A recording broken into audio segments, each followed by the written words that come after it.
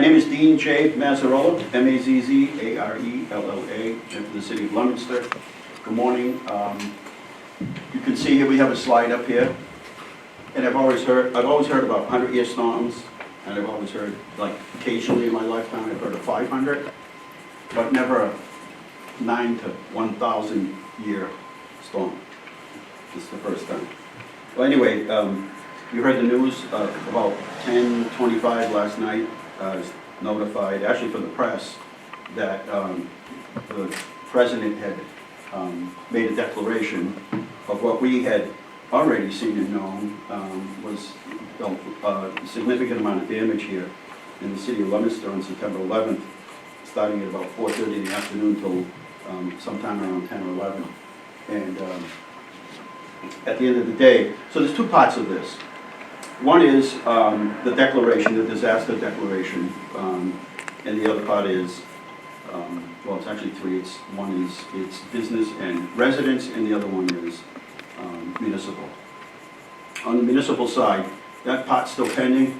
We got confirmation this morning from MEMA and also Senator Markey's office that, and the governor's office that that piece is pending. However, this is really good news. We're really excited about it. And there are just still so many, even since it's September 11th, there's just still so many families out there and businesses that haven't been able to rebuild. And that's been a huge issue. So people have lost living space, so people lost their total yards and decks and complete driveways.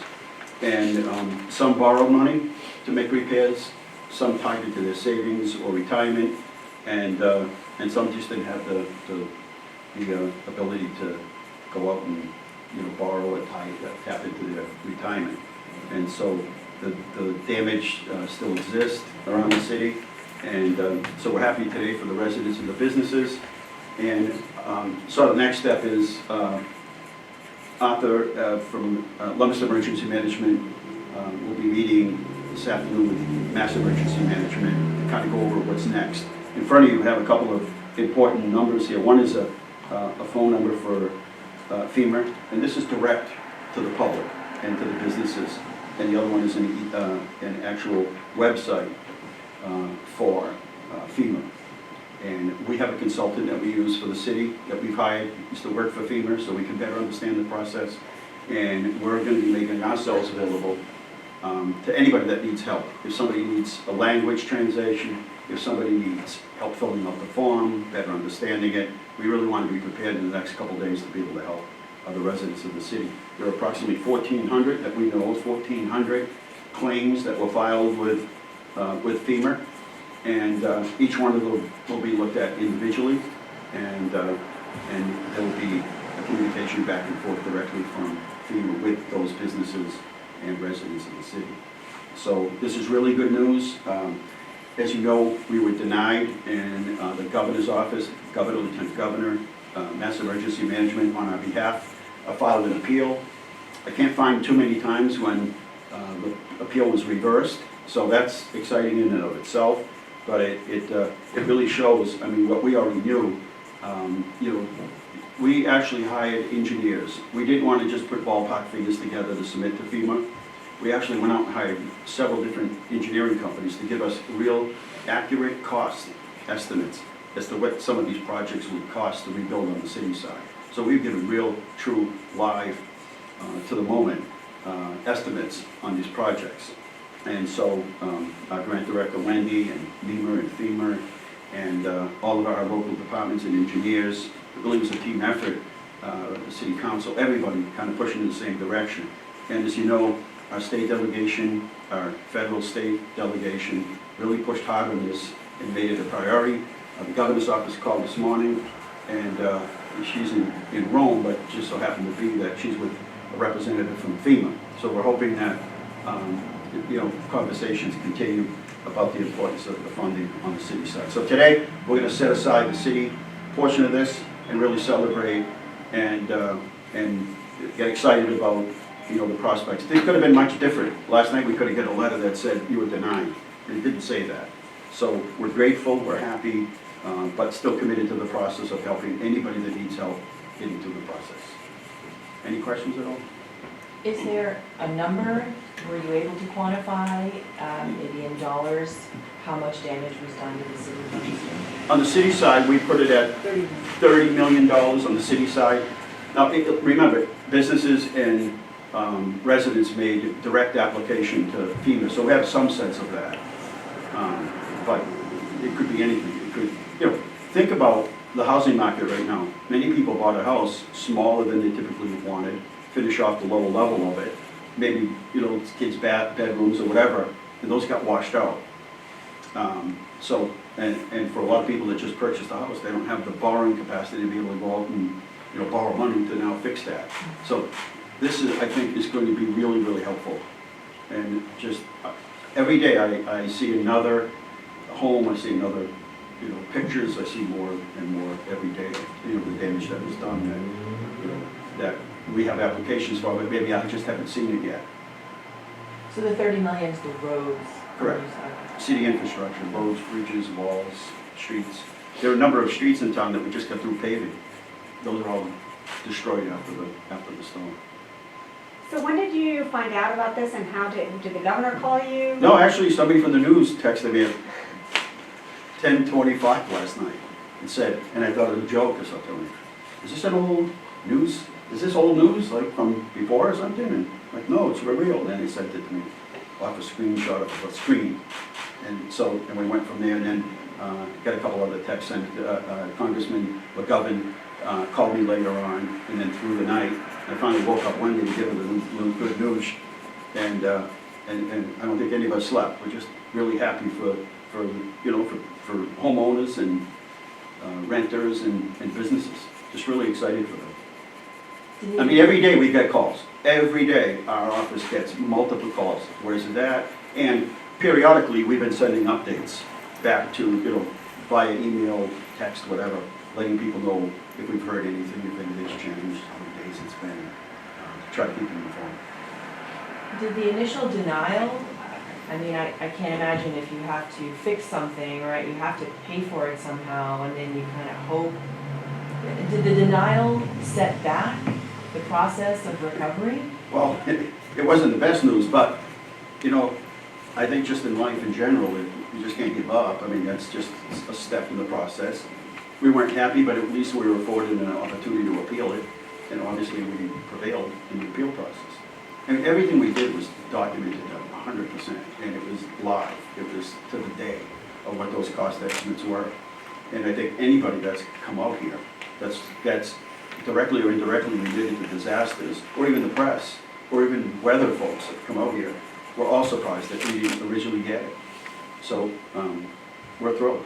Were there any projects that were put on hold, waiting to see about getting this money? Or On the city side, all of them. Yeah, we have a newly, thank goodness for MassDOT, we have a brand new bridge, and a couple of projects like the railroad tracks were repaired within 2 weeks, you saw that. But everything else is just Band-Aided. It's open, but it's temporary. So what do you need to get, what's the most important thing you think you need to get done now? We have a couple roadways that are just, a year or two shelf life on them, that are, you can see the Jersey barriers blocking them off. Those are the things. And, obviously the house on Pleasant Street and one on Central Street. There's a whole list of top priorities. For those homes that are top priorities, are you guys going to be purchasing those places? How do you guys need to do that first? No, we made one purchase, and that was because we could daylight the water drainage system rather than putting it back into pipe and underneath the house, and that's how it was done in those days. I think most of the damage right now is public infrastructure, as it relates to the city part, and the rest of it is just private residents and business. You've seen the Tilton Cook building. That's the building where it's falling in. That suffered substantial damage in the storm. Hopefully, under the business category, businesses like that. There's some businesses that have 5 to 6 feet of water. Anytime an electrical system is submerged in water, it has no value. It all has to be pulled out and replaced. And there were many of those stories around town as it relates to businesses and homeowners. So what is your message to homeowners and business owners that were damaged? patience. This afternoon we'll have more information. Arthur will be on a conference call with Massachusetts Emergency Management as to how do we, we're the next step. But we'll spend the day getting informed on exactly how we can be most helpful. So again, language barriers, somebody's not familiar with using, electronic devices, they haven't used them in the past, they need some help. That's the part we really want to be here for, to help them out, to get these applications in as quick as possible. Mayor Mazzarella, 8 months ago, as we all know, this city looked like a disaster, looked like a war zone in neighborhoods, and you mentioned the house on Pleasant Street and Central Street specifically, which was unbelievable for anybody who saw it. Is there a lot of other reminders of what we went through 8 months ago, or have we rebuilt pretty well? There are some that are obvious, and there are some that might not be so obvious that it's a Band-Aid approach. We got them open, we got the state to say it's safe to open them, but with the understanding that that's temporary. And when do we hope to be fully back? Well, we're hoping to get funding from, we're hoping FEMA comes back and approves that other piece of this, which is the city, that we'll get going right away. Yeah.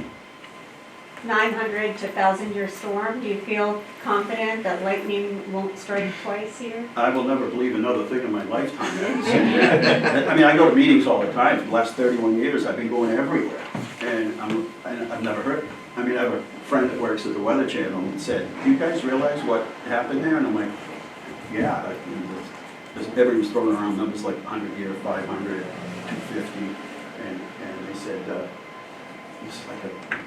this is big. I'm like, wow. And no, I haven't really had time to look back. Everything is sort of looking ahead. So this is a clear step in the right direction for us. We're just so happy for I can't even imagine having to tell, if this was different and this was a situation where we were denied, I can't even imagine having, I'm going to do it because it's necessary and somebody has to, but I can't even imagine what that message would be, that you just lost everything. Think about it, at 4:30 on September 11th, everything is fine. By 5 o'clock and 5:30, the whole world changed for them. And we're lucky that, the response from, we called everybody in by 5 o'clock. That anybody that works for the city, the state police came in, NASTOP was here right away, MEMR, the fire marshal's office was here, state police came even though we couldn't get through Route 2, they brought people in from the western part of the state, and it was real, and we're fortunate we didn't lose anybody. We're damaging 556 Central Street, which is the mobile home park, it's mostly elderly, and had they not responded in the fashion that they did and get some help from some citizens who helped with boats and remove some of the people, this would have been a different story. But it wasn't, and we're grateful for that, and I'm happy that hardworking people are going to be able to get some assistance, and businesses as well. It's tough in business today. Now, What do you think of? sorry. What do you think of this process? 8 months ago, this happened, and first you get denied, and this has been a long wait for a community that was hit so hard. Yeah, look, it's no secret to anybody. There have been storms all over the country, and I would imagine that FEMA is pretty busy assessing those storms. I would imagine. We've had just so much in the way of weather events. I assume from the very beginning the process is really set up to say, like, yes, they just send in everything, we'll send you a check. That was pretty obvious from the very beginning, that it would be this kind of a process. And I suspect it's in place for that very reason. Again, we didn't want to just put in, even FEMA said, oh, you don't have to hire somebody to go out and give me, do all those estimates. We're like, no, we want to give you a number that's accurate and true and live today. And that was part and parcel, part of how we operate anyway. The last thing we want to do is say $20 million worth of damage and it's 5. That's the last thing we want to do. Now, Mayor Mazzarella, great news, obviously, and we're all happy for the city of Leominster. Was there ever, did you ever feel that, did you know in your gut that this was gonna, they were finally gonna come around and come to the senses, or did you feel like there was a, I know you're a hopeful guy, or did you think that it could be the other way around? Well, I think our part is we had to keep it a story. We had to keep this alive so nobody could forget about it. I mean, you've got other things to do when you leave, and other things, you know, take precedent after a news story. But we kept it, in the political world, we kept this very much alive. So nobody could forget this. We kept it on the, you know, on the front burner. We were constantly reminding the citizens, you know, to write letters to the elected officials, and it's just part of the process. It's how government works, I guess, right? I don't want to be naive to think that it doesn't operate that way. I mean, For residents who have dipped into their savings to try and make repairs, are they gonna be reimbursed? it kind of made some mention in here, if you look in here, it kind of made some mention to, you know, reimbursements and some other things that were in here. You know, I wouldn't want to comment on that without knowing 100%, but, you know, I would hope so. I hope somebody wouldn't be penalized because they went out and took from their, you know, from their retirement to get the house back so that it was livable again, because there are no other, you know, no other funds. And we raised over, I mean, it was amazing, and thanks to you, we raised over $500,000, probably more like $6 now, through the United Way and into the city. And September 11th, winter comes quick, and fall, and remember, any electrical system in a home that's submerged in water is deemed to be, you know, default, and had to be replaced. And we had people without hot water tanks, we had people without heating systems, some could be repaired. So we spent a bulk of our time getting people back in their homes. That was a huge priority for, you know, for us. So we'll know more about how the system works. But at least last night, step one is we were notified, so that's a breath of fresh air. That gives us hope. And then secondly, there are, you know, phone numbers and emails and websites for people to get right on right now. So that's a good thing. They didn't waste any time. They didn't say, well, we'll release it in 48 hours or 24 hours. And we've already sent out, we have a list of everyone that's, all those 1,400 people, most of them, we've already sent out emails and texts notifying them. So I bet as we speak now, somebody's online, weaving their way through, you know, government process. Anything else? Well, thanks. And again, it was because of you that we got so much, well, in a couple of areas. We raised a lot of money. You made this a high-profile story. You didn't let it go. You came back several times to do it. And that keeps, you know, that really does keep the story alive and in front of people rather than, hey, it was a 2-week story, it's gone, and, you know, you don't get the assistance and everybody forgot about it and went home and went somewhere else. But we also realized there were storms and weather events all over the country, and we hope that in the future, so they don't have to go through the process that we did, that we can help other people as they go through the process to try to better understand, you know, the government process of how do you proceed after a storm. And we have plenty of experience with that now. So we want to make sure that we're there for others as they go through it. And hopefully they don't, but if they do, you know, one of the first phone calls will be from us. All right, thank you.